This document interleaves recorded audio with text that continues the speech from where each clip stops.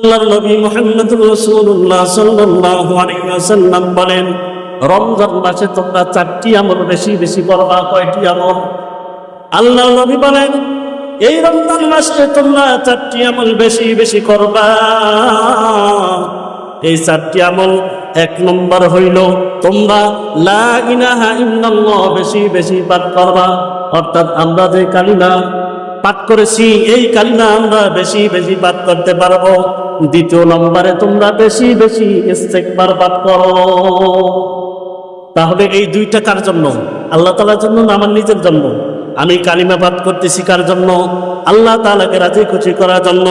আমি গুনাহ মাফ চাইতেছি কার কাছে? আল্লাহ তাআলার কাছে। 3 নম্বর আমল হিসেবে রমজান মাসে তোমরা বেশি বেশি আল্লাহ তাআলার কাছে জান্নাত চাইবা। কি চাইবা? আল্লাহ তাআলার কাছে জান্নাত চাইবা। আল্লাহুম্মা আসআলুকাল জান্নাত, ওগো আল্লাহ আমাকে আপনি জান্নাত দান করেন। কি দান করেন? জান্নাত দান করেন। 4 নম্বর আমল হিসেবে আল্লাহ তাআলার কাছে আমরা বেশি বেশি আল্লাহুম্মা আউযু বিকা মিনান নার, জাহান্নাম থেকে বেশি বেশি আল্লাহ তাআলার কাছে মুক্তি চাইব। তাহলে 4 নম্বর 4টি আমল রাসূল সাল্লাল্লাহু আলাইহি ওয়াসাল্লাম আমাদেরকে রমজান মাসে বেশি বেশি করতে বলেছেন। 1 নম্বর কালিমা লা ইলাহা ইল্লাল্লাহ আমরা বেশি বেশি পাঠ করব। 2 নম্বরে ইস্তেগফার বেশি বেশি পাঠ করব। 3 নম্বরে আল্লাহ তাআলার কাছে আমরা জান্নাত বেশি বেশি চাইব। 4 নম্বরে জাহান্নাম থেকে আল্লাহ তাআলার কাছে আমরা মুক্তি চাইব। এই 4টা আমল রমজান মাসের, এই 4টা আমল। ইমানদার মুসলমান, আমরা যে রমজান মাসে এই যে রোজা রেখেছি, বলেন না আমরা এমন কোনো কাজ বাজ করতেছি না যে কাজ বাজ করার দ্বারা রোজাগুলো ছিদ্র হয়ে যায়। সাহাবীরা প্রশ্ন করলেন, ওগো আল্লাহর নবী মুহাম্মদুর রাসূলুল্লাহ বলে দেন না রোজা কিভাবে ছিদ্র হয়ে যায়? আল্লাহর নবী মুহাম্মদুর রাসূলুল্লাহ সাল্লাল্লাহু আলাইহি ওয়াসাল্লাম বলেন, 2টা বদ অভ্যাস যদি তোমাদের থাকে, এই 2টা কাজ যদি তোমরা করো, তাহলে তোমার রোজাগুলো ছিদ্র হয়ে যাবে, অর্থাৎ নষ্ট হয়ে যাবে। রোজার কোনো সওয়াব থাকবে না, রোজার কোনো মাধুর্যতা থাকবে না। 1 নম্বর হইল গীবত করা, 2 নম্বর হইল মিথ্যা কথা বলা। এই 2টা কারণে রোজা কি হয়ে যায়? ছিদ্র হয়ে যায়। 1 নম্বর হইল গীবত করা, 2 নম্বর হইল মিথ্যা কথা বলা। সকল গুনাহের মূল কি? মিথ্যা। আল গীবাতু আসাদ্দু মিনাল জিনা, গীবত এমন একটা অপরাধ যা জিনার চাইতেও মারাত্মক। গীবত জিনার চাইতেও মারাত্মক গুনাহ। এই জন্য রমজান মাসে রোজা অবস্থায় আমাদেরকে 2টা অপরাধ থেকে বিরত থাকতে হবে। 1 নম্বরে গীবত শিকায়ত না করা, 2 নম্বরে মিথ্যা থেকে নিজেকে বাঁচাইয়ে রাখা। 1 নম্বরে গীবত শিকায়ত না করা, আর 1 নম্বরে মিথ্যা কথা না বলা। এই 2টা আমল আমরা যদি এই 2টা থেকে আমাদেরকে বিরত থাকতে পারি, তাহলে আমাদের রোজাগুলো আশা করা যায় আল্লাহ তাআলা কবুল করে নিবেন। কি করে নিবেন? কবুল করে নিবেন। এখন আসেন, আমরা যে রোজা রাখি, রোজা রাখার পর সারাদিন অতিবাহিত হওয়ার পর আমরা যে ইফতারি করি না? ইফতারি করি। আল্লাহ রাসূল সাল্লাল্লাহু আলাইহি ওয়াসাল্লাম কি ইফতারি করতেন? হ্যাঁ, আল্লাহর নবী মুহাম্মদুর রাসূলুল্লাহ সাল্লাল্লাহু আলাইহি ওয়াসাল্লাম তিনিও ইফতারি করতেন। ওগো ইমানদার মুসলমান, আল্লাহর নবী মুহাম্মদুর রাসূলুল্লাহ সাল্লাল্লাহু আলাইহি ওয়াসাল্লাম বলেন, তোমাদের ভিতরে দিন স্পষ্ট এবং বিজয়ী ততদিন থাকবে যতদিন তোমরা দ্রুত ইফতারি করবে।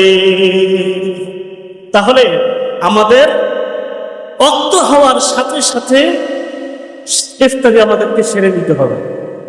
অক্ত হওয়ার সাথে সাথে কি করতে হবে? ইফতারি সেরে নিতে হবে, দেরি করা যাবে না। কারণ কি?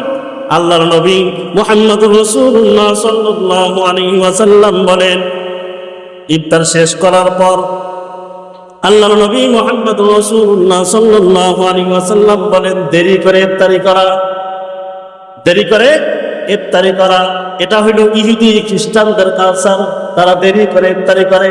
অতএব এই দেরি করে ইফতারি করে ইহুদি খ্রিস্টানদের মতো আচরণ আমাদের মুসলমানদের আচরণ কখনো হইতে পারে না। অতএব মুসলমানদের আচরণ মুসলমানদের মতো হইতে হবে। মুসলমানদের আচরণ মুসলমানদের কালচার কখনো ইহুদি খ্রিস্টানদের মতো হইতে পারে না। কারণ রাসূলুল্লাহ সাল্লাল্লাহু আলাইহি ওয়াসাল্লাম বলেন, দেরিতে ইফতারি করা এগুলো ইহুদি খ্রিস্টানদের কালচার। এই দেরিতে যদি আমরা ইফতারি করি, এই কালচারটা কাদের সাথে মিলে যাবে? ইহুদি খ্রিস্টানদের সাথে মিলে যাবে। এই জন্য এটা করা যাবে না। আল্লাহর নবী মুহাম্মদুর রাসূলুল্লাহ সাল্লাল্লাহু আলাইহি ওয়াসাল্লাম বলেন, হাদিসটি হযরত জাবের রাদিয়াল্লাহু তাআলা আনহু থেকে বর্ণিত। আল্লাহর নবী মুহাম্মদুর রাসূলুল্লাহ সাল্লাল্লাহু আলাইহি ওয়াসাল্লাম বলেন, প্রত্যেক দিন এবং ইফতারের সময়, প্রত্যেক দিন ইফতারের সময় এবং রাতে, দুইটা সময়, একটা হইল ইফতারের সময় আর একটা হইল রাতে, আল্লাহ পাক রব্বুল আলামিন অসংখ্য মানুষকে জাহান্নাম থেকে মুক্তি দিয়ে দেন। প্রত্যেকদিন দুইটা সময়ে, একটা হইল ইফতারের সময় আর একটা হইল রাতের বেলা। একটা হইল ইফতারের সময় আর একটা হইল রাতের বেলা। এই দুইটা সময় কোন আল্লাহর বান্দা যদি আল্লাহ তাআলার কাছে মাফ চায়, আয় আল্লাহ আপনি আমাকে মাফ করে দেন, আল্লাহ তাআলা তাকে মাফ করে দিবে।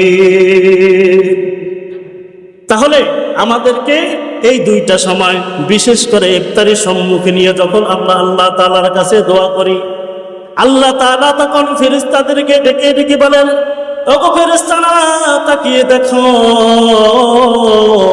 তোমরা তো বলেছি না এই আদম সন্তান দুনিয়ার জমিনে না পাঠানোর জন্য, তাকিয়ে দেখো না, এই যে দেখো তারা আমার হুকুমের তাবেদারি কিভাবে করতেছে। দেখেন ইফতারি সম্মুখ নিয়ে তারা বসে আছে, নাড়াচাড়া করতেছে, খাইতে পারে কিন্তু খাইতেছে না, আমার হুকুমের অপেক্ষায় বসে রয়েছে। দেখো না তারা কত তাবেদারি আমি আল্লাহ পাক রব্বুল আলামিনের করতেছে। ওগো ফেরেশতা, এই যে বান্দারা দেখো আমার তাবেদারি যত সুন্দর করতেছে, দেখো না এই বান্দাগুলো আমার কাছে কিছু চায় নাকি? যখন কোনো বান্দা ইফতারের সম্মুখীন নিয়ে আল্লাহ তাআলার কাছে দোয়া করে, আল্লাহ তাআলার কাছে চায়, তখন আল্লাহ তাআলা ওই ফেরেশতাকে ডেকে ডেকে বলেন, ফেরেশতা তোমাকে সাক্ষী রেখে বললাম, আমার এই বান্দা আমার কাছে এই ইফতারের সম্মুখে নিয়ে যেই সুপারিশগুলো করবে, আমার কাছে যাহা কিছু চাইবে, আমি আল্লাহ পাক রব্বুল আলামিন তা কবুল করে নিব। এই জন্য ইফতারের সম্মুখে নিয়ে আমাদের কি করা? দোয়া করা, আল্লাহ তাআলার কাছে গুনাহ খাতা মাফ চাওয়া, আল্লাহ তাআলার কাছে সারা দিনের রোজার ভুল ত্রুটি ক্ষমা চাওয়া। এইভাবে যদি আমরা ইফতারের সম্মুখীন আল্লাহ তাআলার কাছে দোয়া করতে পারি, অবশ্যই অবশ্যই আমাদের দোয়াগুলো আল্লাহ তাআলা কবুল করে নেবেন। তদ্রূপ ভাবে যদি রাতের বেলা 2 রাকাত, 4 রাকাত অথবা 6 রাকাত, 8 রাকাত, 10 রাকাত যত পারা যায়, যদি তাহাজ্জুদের নামাজ আদায় করে আল্লাহ তাআলার কাছে যদি বলি, আয় আল্লাহ জীবনে অনেক গুনাহ করেছি, অমুক দিন অমুক গুনাহ করেছি, আয় আল্লাহ আপনি আমার গুনাহগুলো ক্ষমা করে দেন, আল্লাহ তাআলা তার গুনাহগুলো ক্ষমা করে দিবে। তাহলে আমরা শুনলাম ইফতারের সময় এবং রাতের বেলা, এই দুইটা সময় আল্লাহ তাআলা তার বান্দাদেরকে জাহান্নাম থেকে মুক্তি দিয়ে দেয়। সবাই বলেন না, আল্লাহ তাআলা আমাদেরকেও এই দুইটা সময়ে আমাদেরকেও যেন আল্লাহ তাআলা মাফ করে দেয়। আমরা আল্লাহ তাআলার কাছে এই দুইটা সময় বেশি বেশি চাইবো যে আল্লাহ আমাদেরকে আপনি ক্ষমা করে দেন, আমাদেরকে মাফ করে দেন। গুনাহগুলো মনে করব, আয় আল্লাহ অমুক দিন অমুক গুনাহ করেছি, অমুক জায়গায় বসে অমুক গুনাহ করেছি, আয় আল্লাহ আপনি মাফ করে দেন। এইরকম ভাবে গুনাহ মনে করে করে আল্লাহ তাআলার কাছে আমরা কি করব? চাইব। ইমানদার মুসলমান মুআয ইবনে জাবাল রাদিয়াল্লাহু তাআলা আনহু থেকে বর্ণিত, আল্লাহর নবী মুহাম্মদুর রাসূলুল্লাহ সাল্লাল্লাহু আলাইহি ওয়াসাল্লাম যখন ইফতার করতেন তখন এই দোয়া বেশি বেশি পাঠ করতেন, আল্লাহুম্মা লাকা সুমতু ওয়া আলা রিজকিকা আফতারতু। এইটা হলো ইফতারির পূর্বের দোয়া। আল্লাহর নবী মুহাম্মদুর রাসূলুল্লাহ সাল্লাল্লাহু আলাইহি ওয়াসাল্লাম পাঠ করতেন। এরপরে আসেন আমরা যে ইফতারি করি, ইফতারির ভিতরে নানান রকম আমরা খাবার দাবার একত্রিত করি। ইফতারি করি। এখন এই ইফতারি যে করব, এখানে দেখা যায় শসা আছে, লেবু আছে, তারপরে ট্যাং আছে, বুট আছে, মুড়ি আছে, বা অন্যান্য অনেক জিনিস আছে। এখন আমি শুরুতে কি দিয়ে ইফতারি করব? আল্লাহর নবী মুহাম্মদুর রাসূলুল্লাহ সাল্লাল্লাহু আলাইহি ওয়াসাল্লাম তাজা পাকা খেজুর দিয়ে ইফতারি করতেন। আমরা তো তাজা খেজুর পাবো না, পাবো? আমরা তাজা খেজুর পাবো না। আল্লাহর নবী মুহাম্মদুর রাসূলুল্লাহ সাল্লাল্লাহু আলাইহি ওয়াসাল্লাম বলেন, তাজা খেজুর যদি না পাওয়া যায়, যে কোনো খেজুর দিয়ে যদি তোমরা ইফতারি করো, আল্লাহ তাআলা তোমাদের ইফতারি কবুল করে নিবে, সুন্নাত আদায় হয়ে যাবে। আমরা যে কোনো খেজুর দিয়ে যদি আমরা কি করি, ইফতারি করি, সুন্নাত আদায় হয়ে যাবে। অন্যান্য যেগুলো আছে সেগুলো আমরা খাইতে পারি। কিন্তু হাদিস শরীফের মধ্যে আজওয়াতুন শব্দটা ব্যবহার করা হয়েছে, মানে আজওয়া খেজুরের কথা বলা হয়েছে। আজওয়াতুন শব্দটা ব্যবহার করা হয়েছে, মানে এখানে আজওয়া খেজুরের কথা বলা হয়েছে। কারো যদি সম্ভব হয় সে আজওয়া খেজুর দিয়ে ইফতারি করবে। এটা রাসূলুল্লাহ সাল্লাল্লাহু আলাইহি ওয়াসাল্লামের একটা খাস সুন্নাত। আমরা যদি এই সুন্নতকে পালন করি, হয়তো আল্লাহ তাআলা এই সুন্নত আমল করার কারণে আল্লাহ তাআলা আমাদেরকে মাফ করে দেবেন। সুবহানাল্লাহ। ঈমানদার মুসলমান, আল্লাহর নবী মুহাম্মদুর রাসূলুল্লাহ সাল্লাল্লাহু আলাইহি ওয়াসাল্লাম আরো বলেন, রমজান মাসে শুধু কি নিজে ইফতারি করব না অন্যকেও ইফতারি করাবো? অন্যকেও ইফতারি করাবো। অন্যকে ইফতারি করানো এটা বড় একটা সওয়াবের কাজ। বড় একটা কিসের কাজ? বড় একটা সওয়াবের কাজ। আল্লাহর নবী মুহাম্মদুর রাসূলুল্লাহ সাল্লাল্লাহু আলাইহি ওয়াসাল্লাম বলেন, কোন ব্যক্তি যদি অন্য কোন রোজাদারকে রোজা করায়, অর্থাৎ ইফতারি করায়, আল্লাহ তাআলা ওই রোজাদারের সম পরিমাণ সওয়াব তার আমলনামায় দিয়ে দেয়। সম পরিমাণ সওয়াব আমলনামায় দিয়ে দেয়। এখন যদি কেউ মনে করে যে আমার সওয়াব যদি তাকে দিয়ে দেওয়া হয়, তাহলে আমার সওয়াব থাকলো নাকি? না, এতে রোজাদারের সওয়াব একটু কমানো হবে না। আমি যদি 10 জনকে ইফতারি করাই, 10 জন রোজাদারের সওয়াব আমার আমলনামায় জমা হয়ে যাবে। আমি যদি 2 জনকে ইফতারি করাই, 2 জনের রোজার সওয়াব আমার আমলনামায় জমা হয়ে যাবে। এই জন্য রমজান মাসে আমরা কমপক্ষে চেষ্টা করব 1 জন 2 জন কইরা হইল ইফতারি করানো। পারা যাবে না ইনশাআল্লাহ, আমরা চেষ্টা করব। যদি এরকম ভাবে করতে পারি তাহলে আমাদের লাভ হবে না ক্ষতি হবে? অবশ্যই লাভ হবে। রোজাদারের সওয়াব, উনি সারাদিন রোজা রেখে যতটুকু সওয়াব অর্জন করেছে, ওনার সম পরিমাণ সওয়াব আমার আমলনামায় জমা হয়ে যাবে। আমি যে রোজা রাখছি, রোজা কবুল হবে না না হবে কোনো গ্যারান্টি আছে? কোনো গ্যারান্টি নাই। কিন্তু অমুকে যে রোজা রাখছে, তার যদি রোজা হোক বা না হোক, কিন্তু সম পরিমাণ সওয়াব আমার আমলনামায় জমা হয়ে যাবে। শুধু তাই নয়, আল্লাহর নবী মুহাম্মদুর রাসূলুল্লাহ সাল্লাল্লাহু আলাইহি ওয়াসাল্লাম বলেন, রমজান মাসে কেউ যদি একজন রোজাদারকে তৃপ্তি সহকারে খানা খাওয়ায়, কি করে? তৃপ্তি সহকারে যদি তার পেট পুরে খানা খাওয়ায়, আল্লাহর নবী মুহাম্মদুর রাসূলুল্লাহ সাল্লাল্লাহু আলাইহি ওয়াসাল্লাম বলেন, যখন হাসরের ময়দান কায়েম হয়ে যাবে, এই হাসরের ময়দান যখন কায়েম হয়ে যাবে, আল্লাহ তাআলা ওই বান্দাকে স্পেশাল হাউজে কাউসারের পানি পান করাবেন, যেই পানি পান করার দ্বারা কিয়ামতের পূর্ব পর্যন্ত, অর্থাৎ আল্লাহ তাআলা বিচার কার্য শেষ করার আগ পর্যন্ত ওই ব্যক্তির আর কোনো তৃষ্ণা লাগবে না। তাহলে কত বড় সওয়াবের একটা কাজ। কেউ যদি একজন রোজাদারকে কি করায়? তৃপ্তি সহকারে খানা খাওয়ায়, তাহলে আল্লাহ তাআলা তাকে হাউজে কাউসারে এমন পানি পান করাবেন, যেই পানি খাওয়ার পর আল্লাহ তাআলার বিচার কার্য শেষ না হওয়া পর্যন্ত, যত সময় লাগবে শেষ হইতে, ততক্ষণ পর্যন্ত ওই বান্দার আর কখনো তৃষ্ণা লাগবে না, সে কখনো তৃষ্ণার্ত হবে না। তাহলে এটা কি আমাদের জন্য সুসংবাদ না? আমাদের জন্য অবশ্যই সুসংবাদ। এই জন্য এই আমলগুলো আমাদের বেশি বেশি করা। আমি রাস্তা দিয়ে হেঁটে যাইতেছি, বা আমি ইফতারি নিয়ে বসে আছি, এক ভাই হেঁটে যাইতেছে, ভাই আসেন আমার সাথে ইফতারি করেন। আমি ডাক দিলাম, তাকে ইফতারি করাইলাম, আল্লাহ তাআলা খুশি হবেন, আমার জন্য হাউজে কাউসারের পানি বাজেট হয়ে যাবে, আমার জন্য সওয়াব আল্লাহ তাআলা লিখে দিবেন। এখন যদি এইরকম ভাবে আমি করতে থাকি, যে ভাই আপনি আমার বাসায় আজকে আইসেন, আপনি আমার বাসায় দাওয়াত, তাকে তৃপ্তি জয়ের খাওয়াই দিলাম। উনি যদি খুশি হয়ে যায় তাহলে একজন মুসলিম আর একজন মুসলমান, একজন মুসলমান আর একজন মুসলমানের সাথে যদি কেউ একবার ভালো ব্যবহার করে, একজন মুসলমান আর একজন মুসলমানের সাথে যদি একবার ভালো ব্যবহার করে, আল্লাহ তাআলা রাতভর তাহাজ্জুদ নামাজ আদায় করলে যেই সওয়াব, এই সওয়াব তার আমলনামায় দিয়ে দেয়। তাহলে একজনের সাথে ভালো ব্যবহার করছি, এই জন্য যদি রাতভর তাহাজ্জুদের সওয়াব আমার আমলনামায় জমা হয়ে যায়, তাহলে আরেকজনকে তৃপ্তি সহকারে খাওয়াইলে, তাকে একটু ইফতারি করাইলে আল্লাহ তাআলা তিনি যে খুশি হবেন, এটা আল্লাহ তাআলা খুশি হবে না? অবশ্যই আল্লাহ তাআলা কি হবেন? খুশি হবেন। এই জন্য ইমানদার মুসলমান, আমরা এই রমজান মাসটাকে কাজে লাগানোর চেষ্টা করি। রমজান মাসে বেশি বেশি ইবাদত বন্দেগী করার চেষ্টা করি। রমজান মাসে বেশি বেশি নিজের আয় রোজগার যতটুকু আছে এর মধ্য থেকে মানুষকে ইফতারি করানোর চেষ্টা করবো ইনশাআল্লাহ। করা যাবে না? ইমানদার মুসলমান, হযরতে আনাস ইবনে মালিক রাদিয়াল্লাহু তাআলা আনহু থেকে বর্ণিত, আল্লাহ রাসূল সাল্লাল্লাহু আলাইহি ওয়াসাল্লাম বলেন, তোমরা সাহারি খাও। তোমরা কি খাও? সাহারি খাও। সাহারির মধ্যে কি আছে? বরকত রয়েছে। আল্লাহর নবী মুহাম্মদুর রাসূলুল্লাহ সাল্লাল্লাহু আলাইহি ওয়াসাল্লাম অন্য এক হাদিসের মধ্যে বলেন যে তোমরা সাহারি খাও, সাহারির মধ্যে বরকত রয়েছে। সাহারির মধ্যে এমন বরকত রয়েছে যে আল্লাহ তাআলার কিছু ফেরেশতা আসে যারা হইল স্পেশাল। যারা কি? স্পেশাল।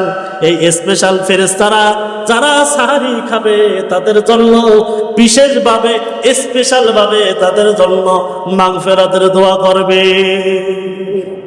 যারা রাত্রেবেলা সাহারি খাই, আমরা সাহারিতে উঠি, সাহারি খাই, আমাদের জন্য আল্লাহ তাআলা তার স্পেশাল কিছু ফেরেশতা নিযুক্ত করেছেন যারা সব সময় আমাদের জন্য রহমত, মাগফিরাত, নাজাতের দোয়া করতে থাকে। সুবহানাল্লাহ। এই জন্য আল্লাহর নবী মুহাম্মদুর রাসূলুল্লাহ সাল্লাল্লাহু আলাইহি ওয়াসাল্লাম বলেন, তোমরা এক ডোক পানি হইল সাহারিতে খাও। সাহারিতে আমরা তো শুধু ইফতারির সময় খেজুর খাই। সাহারিতে কি ইফতারি খাওয়ার কোনো বিধান আছে? কারো জানা আছে? আমরা যে এরকম ভাবে ইফতারিতে খেজুর খাই, সাহারিতেও ইফতারি খাওয়া রাসূলের সুন্নাত। আমরা খেজুর খাই একটা বা দুইটা, এখানে 7টা খেজুরের কথা বলা হয়েছে। কয়টা খেজুর? 7টা খেজুরের কথা বলা হয়েছে। ইফতারির সময় যে এরকম ভাবে খেজুর খাওয়া সুন্নাত, তেমনি করে সাহারির সময়ও খেজুর খাওয়া রাসূলের সুন্নাত। এতদিন যারা জানেন নাই আজকে জানছেন, খেজুর সাহারিতেও আমরা খাবো ইনশাআল্লাহ। সাহারিতেও কি করবো? খেজুর খাবো। খেজুর একটা বরকতি ফল। খেজুর একটা কি? বরকতি ফল। আল্লাহ রাসূল সাল্লাল্লাহু আলাইহি ওয়াসাল্লাম কখনো যদি খেজুর না পাইতেন, পানি দিয়া হইল তিনি সাহারি খাইতেন, ইফতারি করতেন। তাহলে এই আমলগুলো আমি মুসলিম হিসাবে, রাসূলের আদর্শ হিসাবে আমাদেরও পালন করা উচিত। আমাদেরও কি করা উচিত? পালন করা উচিত। যাই হোক, আমরা এতক্ষণ শুনলাম যে আল্লাহ রাসূল সাল্লাল্লাহু আলাইহি ওয়াসাল্লামের সুন্নাহ মোতাবেক, হাদিস অনুযায়ী যে আমরা রোজা রাখলে যেই সওয়াব, ইফতারি করলে যেই সওয়াব, ইফতারি করাইলে যেই সওয়াব এবং সাহারি খাইলে যেই সওয়াব। এখন আসেন, আমরা যদি রোজা না রাখি, রোজা না রাখার কোনো শাস্তি আদৌ কোরআনে আছে কিনা, হাদিসে রাসূল সাল্লাল্লাহু আলাইহি ওয়াসাল্লাম বর্ণনা করছে কিনা, এই ব্যাপারে আমরা একটু শুনি। আল্লাহর নবী মুহাম্মদুর রাসূলুল্লাহ সাল্লাল্লাহু আলাইহি ওয়াসাল্লাম বলেন, রোজা রাখার 3টি ভয়াবহ শাস্তি। কয়টি? 3টি ভয়াবহ শাস্তি। যারা রোজা না রাখবেন, রাখতেছেন না, তারা ভালো করে শুনেন। রোজা না রাখার 3টি ভয়াবহ শাস্তি। ইমাম যাহাবী রাহমাতুল্লাহ আলাইহি বলেন, মুমিনদের কাছে এ কথা প্রমাণিত, যে ব্যক্তি কোনো অসুস্থতা ও শরীয়ত অনুযায়ী ওজর ছাড়া রোজা ছেড়ে দেবে, সে ব্যক্তি মদ্যপ এবং জিনা ব্যভিচারী শারীর চাইতেও খারাপ। মদ্যপ, সে সব সময় মদ পান করে এবং জিনা ব্যভিচার করে বেড়ায়, এই যে ব্যক্তি রোজা না রাখে, সে এর চাইতেও খারাপ। তাহলে চিন্তা করে দেখুন, আল্লাহর নবী মুহাম্মদুর রাসূলুল্লাহ সাল্লাল্লাহু আলাইহি ওয়াসাল্লাম বলেন, যে ব্যক্তি ইচ্ছাকৃতভাবে শরীয়ত কোনো ওজর সারা বোঝা ছেড়ে দেয়, সে ব্যক্তি কুফরি করলো। সে ব্যক্তি কি করলো? কুফরি করলো। এবং ইচ্ছাকৃতভাবে শরীয়ত অনুমোদিত সারা যদি সে রোজা ছেড়ে দেয়, সে লোকটা কবিরা গুনাহ করলো। তাহলে চিন্তা ভাবনা করেন, মুসলিম হিসাবে কবিরা গুনাহ এটা তো আমাদের সাথে যায় না, আমাদের সাথে যায় না। এক বুজুর্গ বলেছিলেন যে আমি তো দেখতেছি সব উম্মাত জান্নাতে চলে যাবে। পাশে আর এক বুজুর্গ বলতেছেন, আপনি কি মনে করেন যেই উম্মাত সব সময় কবিরা গুনাহের মধ্যে লিপ্ত থাকে, যেই উম্মাত সব সময় কবিরা গুনাহ করে, সেই উম্মাত কিভাবে সব একসাথে জান্নাতে যাবে?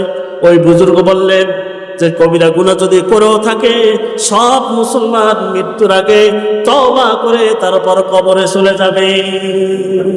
তাহলে চিন্তা করে দেখেন যে আশরাফ আলী থানভী রহমাতুল্লাহ আলাইহি বলেন যে এই উম্মাত যে কবিরা গুনাহ করবে এটা কখনো চিন্তাই করা যায় না, এটা কখনো ভাবাই যায় না যে এই উম্মাত কবিরা গুনাহ করবে। এই উম্মাত কি করবে? কবিরা গুনাহ করবে। এটা কখনো চিন্তাই করা যায় না। ইমানদার মুসলমান, কবিরা গুনাহ এমন একটা মারাত্মক গুনাহ, যেই কবিরা গুনাহ তওবা ছাড়া আল্লাহ তাআলা মাফ করবেন না। এই জন্য কবিরা গুনাহ থেকে আমাদেরকে বিরত থাকতে হবে।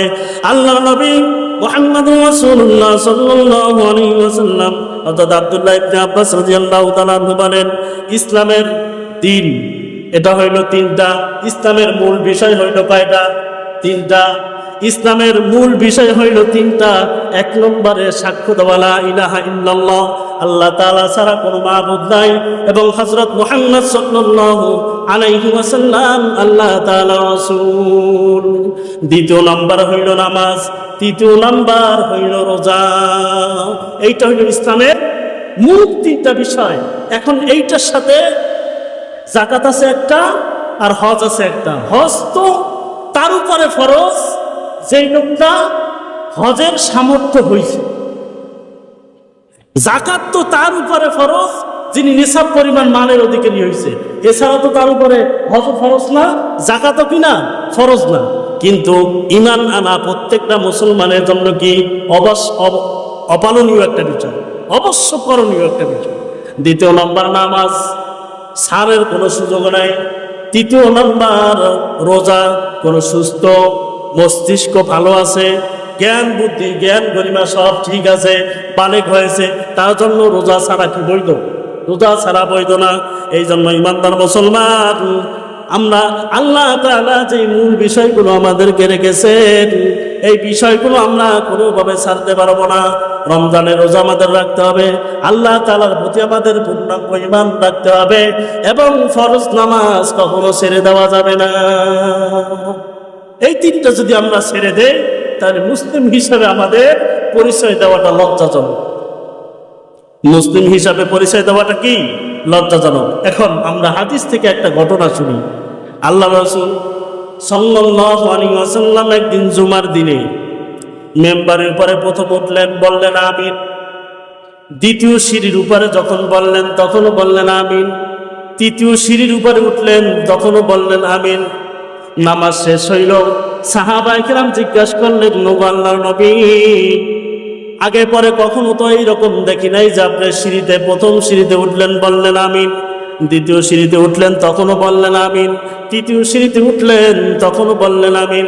ওগো আল্লাহর নবী মুহাম্মদুর রাসূলুল্লাহ, কাহিনীটা কি আমাদেরকে একটু বুঝিয়ে বলুন। আল্লাহর নবী মুহাম্মদুর রাসূলুল্লাহ সাল্লাল্লাহু আলাইহি ওয়াসাল্লাম বললেন, আমি যখন প্রথম সিঁড়ির উপর পা রাখলাম তখন জিবরাইল আলাইহিস সালাতু ওয়াস সালাম আমাকে বললেন, ওগো আল্লাহর নবী, ওই ব্যক্তি ধ্বংস হোক যেই ব্যক্তি মাকে পাইল অথবা বাবাকে পাইল অথবা মা বাবা দুজনকে পাইল, পাওয়ার পরেও তাদের খেদমত করে জান্নাত অর্জন করতে পারল না, ওই ব্যক্তি ধ্বংস হোক। আমি বললাম আমিন। আমি যখন দ্বিতীয় সিঁড়িতে উঠলাম, আল্লাহর নবী মুহাম্মদুর রাসূলুল্লাহ সাল্লাল্লাহু আলাইহি ওয়াসাল্লাম বলেন, আমি যখন দ্বিতীয় সিঁড়িতে পা রাখলাম, দ্বিতীয় সিঁড়িতে পা রাখার সময় জিবরাইল আলাইহিস সালাতু ওয়াস সালাম আমাকে বললেন, যেই ব্যক্তি রমজান মাস পাইল এবং নিজের গুনাহ খাতাগুলো মাফ করাইতে পারল না, ওই ব্যক্তি ধ্বংস হোক। আমি বললাম আমিন। ওগো সাহাবায়ে কেরাম, আমি যখন তৃতীয় সিঁড়িতে উঠলাম, তৃতীয় সিঁড়িতে ওঠার পর জিবরাইল আলাইহিস সালাতু ওয়াস সালাম আমাকে বললেন, ওই ব্যক্তি ধ্বংস হোক যেই ব্যক্তির সামনে আপনি মুহাম্মদুর রাসূলুল্লাহ সাল্লাল্লাহু আলাইহি ওয়াসাল্লামের নাম নেওয়ার পরে দুরূদ পাঠ করলো না, ওই ব্যক্তি ধ্বংস হোক। আল্লাহর নবী মুহাম্মদুর রাসূলুল্লাহ সাল্লাল্লাহু আলাইহি ওয়াসাল্লাম বললেন আমিন। তাহলে আপনাদের কাছে এখন জানতে চাই, আল্লাহর নবী মুহাম্মদুর রাসূলুল্লাহ সাল্লাল্লাহু আলাইহি ওয়াসাল্লাম এক নম্বরে কি আর কি জন্য আমিন বলেছেন? জিবরাইল আলাইহিস সালাতু ওয়াস সালাম বললেন, জিবরাইল আলাইহিস সালাতু ওয়াস সালাম কি বললেন? যে ব্যক্তি মাকে পাইল, বাবাকে পাইল, অথবা মা পাইল, বাবা পাইল, অথবা দুইজনকে পাইল, কিন্তু তাদের খেদমত করে দুনিয়াতে তাদেরকে রাজি খুশি করে জান্নাত অর্জন করতে পারল না, ওই ব্যক্তি ধ্বংস হোক। আল্লাহর নবী মুহাম্মদুর রাসূলুল্লাহ সাল্লাল্লাহু আলাইহি ওয়াসাল্লাম বলেন, রিজার রব্বি বিরিজার ওয়ালিদাইন, পিতা মাতা খুশি তো জান্নাত, পিতা মাতা অখুশি আমার উপর জাহান্নাম। পিতা মাতা যদি আমার উপর খুশি থাকে আমি জান্নাতে যেতে পারবো, পিতা মাতা যদি আমার উপরে নাখোশ থাকে, বেজার থাকে, আমি কোনোদিন জান্নাতে যাইতে পারবো না। বিররুল ওয়ালিদাইনি কাফারাতুল লিল কাবাইর। আল্লাহর নবী মুহাম্মদুর রাসূলুল্লাহ সাল্লাল্লাহু আলাইহি ওয়াসাল্লাম বলেন, কোন বান্দা যদি পিতা মাতার খেদমত করে আল্লাহ তাআলা তার পিছনের সব গুনাহ মাফ করে দিবে। তাহলে পিতা মাতার খেদমত আমরা করে এই দুনিয়াতে জান্নাত অর্জন করব ইনশাআল্লাহ। রাজি আছি না সবাই? ইনশাআল্লাহ আল্লাহ তাআলা সবাইকে কবুল করুক। দ্বিতীয় নম্বরে, যে ব্যক্তি রমজান মাস পাইল, রমজান মাস পাওয়ার পরে নিজের গুনাহ খাতাগুলো মাফ করাইতে পারলো না, এই ব্যক্তি ধ্বংস হোক। তাহলে আপনারা কোন দিকে যাইবেন? যেই সমস্ত ভাইরা, যেই সমস্ত আমার মা বোনেরা এখন পর্যন্ত রোজাগুলো অতিক্রম হয়ে যাইতেছে, একটা রোজাও রাখেন নাই, তারাবি তো দূরের কথা, নামাজের খবর রাখতেছেন না, তাহলে ইমানদার মুসলমান আপনারা কোন দিকে যাইবেন? জিবরাইলের বদদোয়া নিবেন, আল্লাহ রাসূল সাল্লাল্লাহু আলাইহি ওয়াসাল্লামের আমিন নিবেন, নাকি আল্লাহ তাআলাকে রাজি খুশি করার জন্য জিবরাইল আলাইহিস সালাতু ওয়াস সালামের বদদোয়া থেকে বাঁচার জন্য আল্লাহর হাবিবের আমিন বলা মানে কবুল হওয়া থেকে বাঁচার জন্য আপনি আজকে থেকে রোজা রাখবেন নাকি রোজা ছেড়ে দিবে? কি করবেন? রোজা রাখতে হবে, রোজার হক আদায় করতে হবে। রোজা রাখবো না এইরকম কোনো চিন্তা ভাবনা করা যাবে না। আল্লাহর নবী মুহাম্মদুর রাসূলুল্লাহ সাল্লাল্লাহু আলাইহি ওয়াসাল্লাম তৃতীয় নম্বরে যে কথাটা বলেছেন, যে ব্যক্তি আপনি রাসূলের সামনে আপনার নাম নিল বা রাসূলের নাম, আপনার নাম তার সামনে নেওয়া হইল, সে ব্যক্তি দুরূদ পাঠ করলো না, ওই ব্যক্তি ধ্বংস হোক। আল্লাহর নবী মুহাম্মদুর রাসূলুল্লাহ সাল্লাল্লাহু আলাইহি ওয়াসাল্লাম যে বললেন আমিন, তাহলে এখানে একটা বিষয় আমাদের বোঝার আছে যে আমাদের সামনে যদি আল্লাহর নবী মুহাম্মদুর রাসূলুল্লাহ সাল্লাল্লাহু আলাইহি ওয়াসাল্লামের নাম নেওয়া হয়, তাহলে আমাদের জন্য রাসূলের প্রতি দুরূদ পাঠ করা ওয়াজিব হয়ে যায়। আমাদের সামনে যদি রাসূলুল্লাহ সাল্লাল্লাহু আলাইহি ওয়াসাল্লামের নাম নেওয়া হয়, তাহলে যে ব্যক্তি শুনলো তার জন্য রাসূলের প্রতি দুরূদ পাঠ করা কি হয়ে যায়? ওয়াজিব হয়ে যায়। তাহলে কারো সামনে যদি কেউ রাসূলুল্লাহ সাল্লাল্লাহু আলাইহি ওয়াসাল্লামের নাম নেয়, তাহলে সেক্ষেত্রে আমাদের কি করা উচিত? দুরূদ শরীফ পাঠ করা উচিত। দুরূদ শরীফ যদি আমরা পাঠ না করি, সেক্ষেত্রে আমরা ওয়াজিব তরকের গুনাহ হবে, আমাদের ওয়াজিব তরকের গুনাহ হবে। এই জন্য আসুন, আমাদের এক নম্বর কাজ হইল জিবরাইলের বদদোয়া থেকে আমরা বাঁচবো, পিতা মাতার খেদমত করবো। কে কে রাজি আছেন? ইনশাআল্লাহ সবাই খেদমত করবেন তো? ইনশাআল্লাহ আল্লাহ তাআলা আপনি কবুল করেন। দ্বিতীয় নম্বরে আমরা রমজান মাসের হক আদায় করব। যেই কয়টা রোজা চলে গেছে, বাকি সামনে যেই কয়টা রোজা আছে, আর একটা রোজাও ছাড়বো না ইনশাআল্লাহ, আর একটা রোজাও ছাড়বো না। তৃতীয় নম্বর, আমাদের সামনে যদি আল্লাহর হাবিব মুহাম্মদুর রাসূলুল্লাহ সাল্লাল্লাহু আলাইহি ওয়াসাল্লামের নাম নেওয়া হয়, সঙ্গে সঙ্গে আমরা কি পাঠ করব? দুরূদ পাঠ করব। কি করব? দুরূদ পাঠ করব। এই যে আজকের আলোচনাগুলো আপনাদের সামনে করা হইল, আমরা শুরুতে আলোচনা করলাম ইফতারি নিয়ে, সাহারি নিয়ে, রোজা নিয়ে, এই যে আমলগুলোর কথা বলা হইল এবং 4টি আমলের কথা বিশেষভাবে যে বললাম, যে 1 নম্বর লা ইলাহা ইল্লাল্লাহ আমরা বেশি বেশি পাঠ করব, বেশি বেশি ইস্তেগফার পাঠ করব, আল্লাহ তাআলার কাছে বেশি বেশি জান্নাত চাইব এবং আল্লাহ তাআলার কাছে জাহান্নাম থেকে কি চাইব? মুক্তি চাইব। এই আমলগুলোর কথা যেগুলো বলা হইল, আল্লাহ তাআলা আমাদের সবাইকে এই আমলগুলো বেশি বেশি করার তৌফিক দান করুন। আমিন সুম্মা আমিন। ওয়া আখির দাওয়ানা আনিল হামদুলিল্লাহি রাব্বিল আলামিন।